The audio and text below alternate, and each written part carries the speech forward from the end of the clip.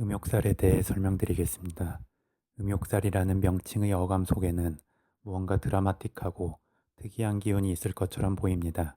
이런 직설적이고 극단적인 명칭이 생겨난 데에는 과거 문맹률이 높았던 시대에 좀 더 빠르고 강하게 의미 전달을 하기 위함도 있었고, 사주 상담이나 신점을 보는 사람들이 좀 더 강한 인상을 주면서 주도권을 잡기 위함도 있었을 것 같습니다.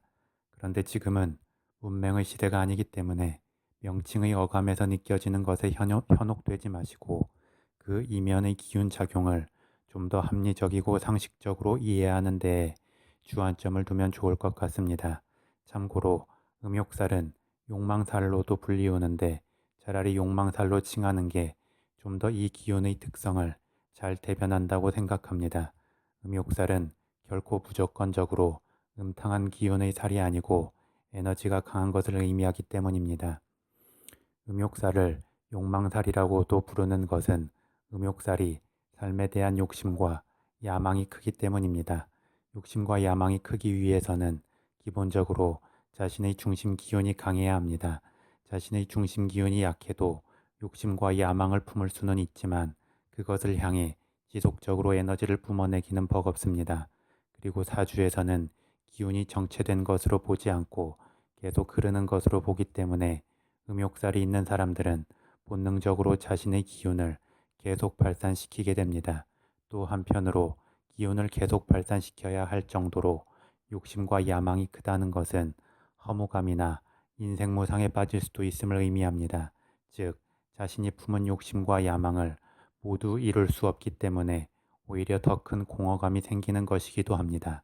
그래서 일견에서는 허무주의자는 세상에 욕심이 없는 사람이 아니라 오히려 너무 큰 욕심이 있지만 그것이 채워지지 못할 것이라 느끼는 사람이라고 말하기도 합니다.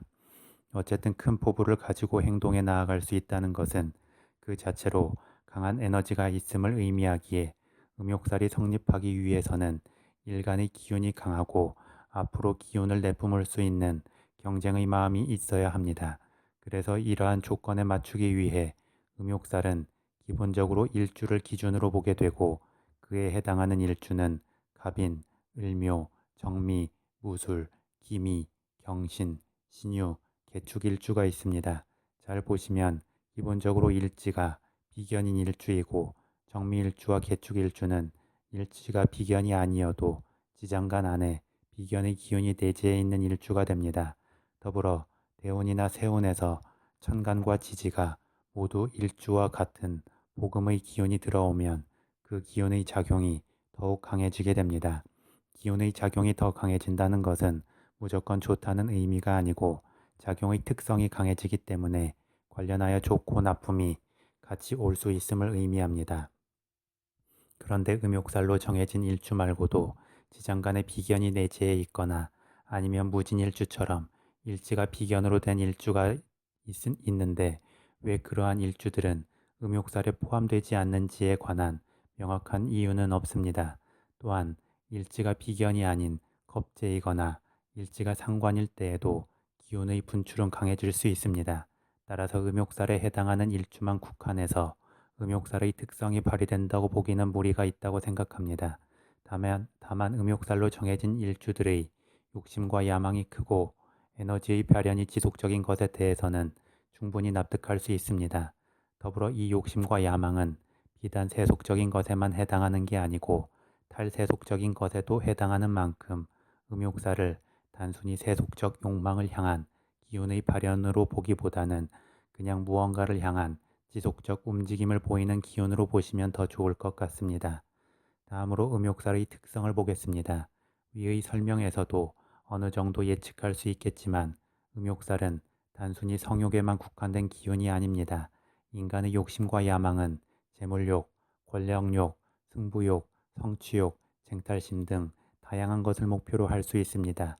따라서 한 개인이 어느 것에 주안점을 두느냐에 따라서 그 뻗어나가는 모양새는 틀리게 됩니다. 다만 목표로 하는 바가 부정적일 때 문제가 생길 수 있습니다. 부정적인 것에 과하게 몰입할 수 있는 에너지가 있다는 것은 그만큼 문제가 생길 공산도 커질 것이기 때문입니다. 다만 음욕살이 강한 비견의 기운의 작용에서 촉발되는 것인 만큼, 다만 음욕살이 강한 비견의 기운의 작용에서 촉발되는 것인 만큼 기본적으로 음욕살이 있다면 경쟁심, 질투심, 투쟁심, 독단성, 주체성, 자존심 등이 강할 수 있습니다. 그래서 자신이 원하는 것을 달성하는 과정에서 주변과의 충돌이나 견제가 따라올 수 있음을 예상할 수 있습니다. 그럼 마지막으로 음욕살을 긍정적으로 풀어가는 방법을 보겠습니다. 이는 비단 음욕살에만 해당하는 것은 아닌 것 같습니다. 각 개인의 사주 원국이 음욕살의 특성을 보이고 있다면 관련하여 적절히 긍정적인 방향성으로 기운을 풀어내고 중간중간 제어를 해줄 필요가 있습니다. 음욕살은 경쟁심이 큰 만큼 단순히 경쟁을 위한 경쟁 속에 매몰되는 것을 주의해야 합니다. 자존심 때문에 경쟁에만 집중하게 되면 에너지가 명확한 방향성을 가지고 뻗어나가지 못하고 제자리 걸음을 할 수 있고, 설령 결과에서 이긴다고 해도 자신 또한 피해를 입을 수 있으며 경쟁 상대에게 뒤끝을 남겨서 추후에 적을 만들 수도 있습니다. 또한 음욕살은 명칭에서도 보이는 것처럼 음탕한 성욕으로 발휘가 되면 상대를 배려하고 동반자의 느낌으로 동행하려 하기보다는 쟁취하고 소유하려 할 수 있고, 한 사람과의 지속적인 관계보다 계속 새로운 상대를 목표로 할 수 있습니다. 그리고 이러한 부정적 욕망은 남자들이 특히 주의해야 합니다. 여자들의 경우는 남자들과 같은 느낌보다는 강한 질투심으로 발현하여 주변을 필요 이상으로 견제할 수 있습니다. 따라서 음욕살이나 음욕살에 준하는 사주적 특성을 보인다면 명확한 현실적 목표를 향해 기운을 발현시킴이 좋고, 독단적인 일처리보다 주변과 함께 가려는 소통과 기다림의 자세가 필요하며, 무조건적으로 자신의 주체성과 자존심을 지키려 하기보다 적절히 잘못한 것에 대해서는 인정하고 겸허하게 수용하려 하면 좋습니다. 그렇게 자신이 강한 에너지를 긍정적으로 제어하면 음욕살은 부정적 기운이 아닌 큰 성취를 이룰 수 있는 가능성의 기운이 될 수 있습니다. 실제로 음욕살이나 그에 준하는 기운을 가진 사람들 중에 많은 사람들이 멈추지 않는 에너지로 긍정적 성과를 이루어가고 있기도 하기 때문에 그런 사람들을 귀감으로 삼아도 좋을 것입니다.